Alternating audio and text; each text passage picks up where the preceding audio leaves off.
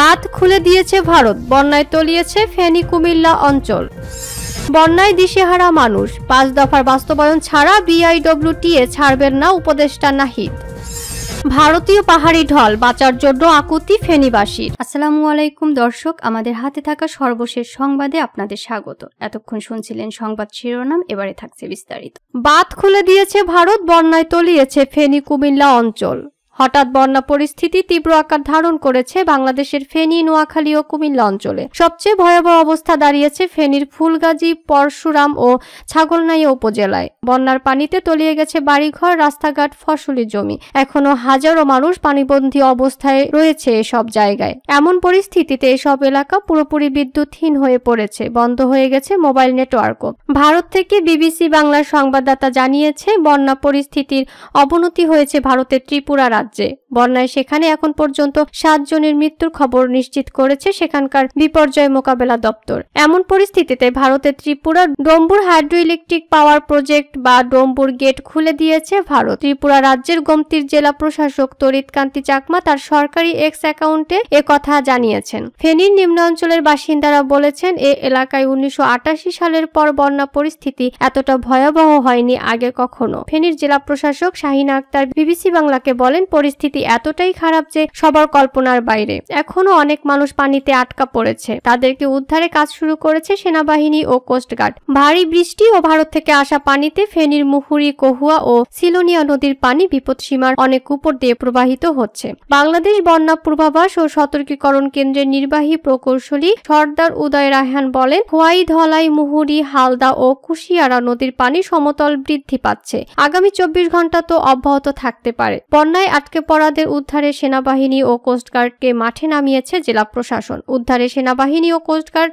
কয়েকদিনের ভারী বৃষ্টি ও ভারত থেকে আসা পাহাড়ি ঢলের কারণে ফেনীর মঙ্গলবার থেকে ফেনীর পরশুরাম ও ফুলগাজী উপজেলায় বন্যা পরিস্থিতির আরো অবনতি হয়। মঙ্গলবার রাত থেকে ওইসব এলাকায় স্বেচ্ছাসেবী বিভিন্ন সংগঠন নৌকায় করে পানিবন্দীদের উদ্ধার করে বিভিন্ন আশ্রয় কেন্দ্রে নিয়ে যান। ধীরে ধীরে বন্যা পরিস্থিতি আরো অবনতি হওয়ায় জেলা প্রশাসনের পক্ষ থেকে জরুরি ভিত্তিতে সেনাবাহিনী ও কোস্টগার্ডের সহযোগিতা চাওয়া হয় বুধবার সকালে। এরপরই সেনাবাহিনী ও কোস্টগার্ড সদস্যরা পানিবন্দীদের উদ্ধারে স্পিডবোট নিয়ে মাঠে নামে। ফেনীর জেলা প্রশাসক শাহিন আক্তার বলেন, ফেনীর যেসব এলাকায় বন্যা পরিস্থিতি ভয়াবহ আকার ধারণ করেছে তার অনেকগুলো সীমান্ত এলাকা পরিস্থিতি এতটাই দ্রুত খারাপ হয়ে গেছে যে আমাদের সামাল দিতে বেগ পোহাতে হচ্ছে। জেলা প্রশাসনের পক্ষ থেকে আমরা দুর্গত এলাকায় পানিবন্দীদের উদ্ধারে কাজ করছি। কুমিল্লা, নোয়াখালী, চট্টগ্রামেও বাড়ছে পানি। গত কয়েকদিনে টানা বৃষ্টির পাশাপাশি ঢলের পানি বন্যা পরিস্থিতি অবনতি হচ্ছে কুমিল্লা, নোয়াখালী ও চট্টগ্রাম বিভিন্ন এলাকায়।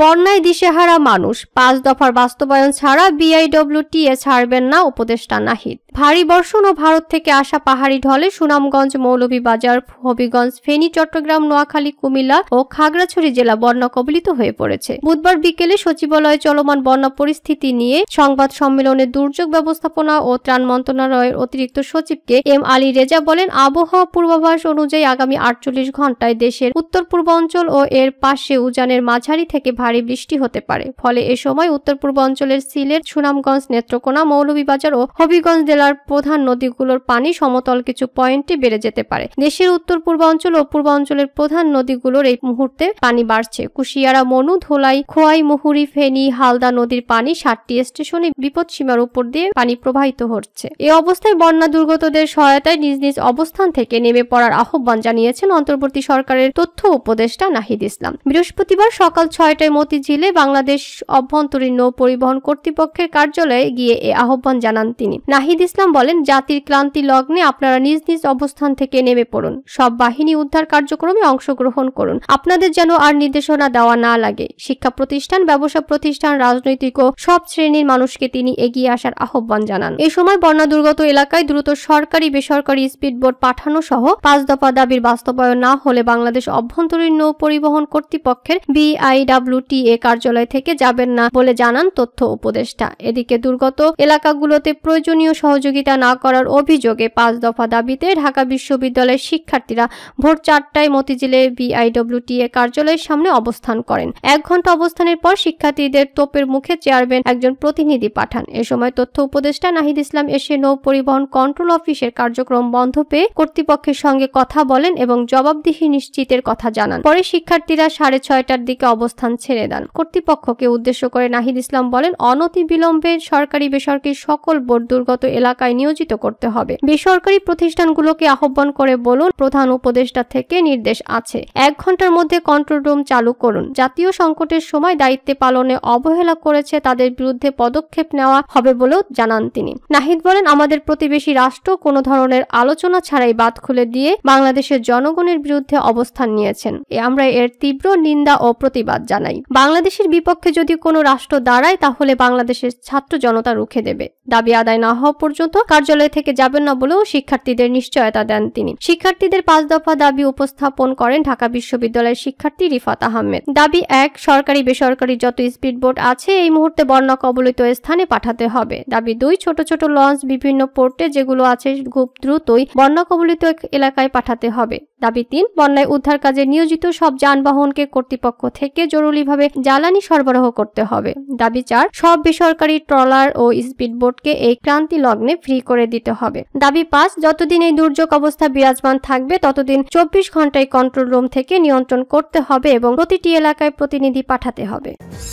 ভারতীয় পাহাড়ি ঢল, বাঁচার আকুতি ফেনীবাসীর। স্মরণকালের ভয়াবহ বন্যা দেখছে ফেনী। পানিবন্দী জেলার 5 উপজেলার বিস্তীর্ণ জনপদের লাখ লাখ মানুষ সম্পদ রেখে এক কাপড়ি বসত ভিটা ছেড়েছে সকলে। একটু নিরাপদ আশ্রয়ের জন্য বাঁচার আকুতি তাদের। খাবার নয়, প্রাণ বাঁচানোর মুখ্যই হয়ে উঠেছে মানুষের। যোগাযোগ বিচ্ছিন্ন হয়ে গেছে ফুলগাজী, পরশুরাম, ছাগলনাইয়া উপজেলার। নেই বিদ্যুৎ সংযোগও। ভারতীয় পাহাড়ি ঢলের প্রবল চাপ ও অবিরাম বৃষ্টিপাতে সৃষ্ট বন্যায় দুর্গতদের উদ্ধারে কাজ করছে সেনাবাহিনীর পাশাপাশি কোস্টগার্ড, বিজিবি, ফায়ার সার্ভিস ও বিভিন্ন স্বেচ্ছাসেবী সংগঠনের সদস্যরা। তবে দুর্গত এলাকা যোগাযোগ বিচ্ছিন্ন হয়ে পড়ায় ও পানির প্রবল স্রোত থাকায় ব্যাহত হচ্ছে উদ্ধার কার্যক্রম। বেশিরভাগ এলাকার একচালা ও একতলা পাকা ঘর ডুবে গেছে। কোথাও আশ্রয় নেওয়ার মতো অবস্থা নেই। বর্তমানে সেনা ও কোস্টগার্ডের 24টি বোট উদ্ধার কাজে নিয়োজিত রয়েছে। বন্ধ রয়েছে সড়ক যোগাযোগ ব্যবস্থা। নেই বিদ্যুৎ সংযোগ, পাওয়া যাচ্ছে না মোবাইল নেটওয়ার্ক। রাতভর আতঙ্ক, মানুষের আর্তনাদ আর বন্যার প্রবল বিধ্বংসী রূপ দেখে ভিটেমাটি ছেড়ে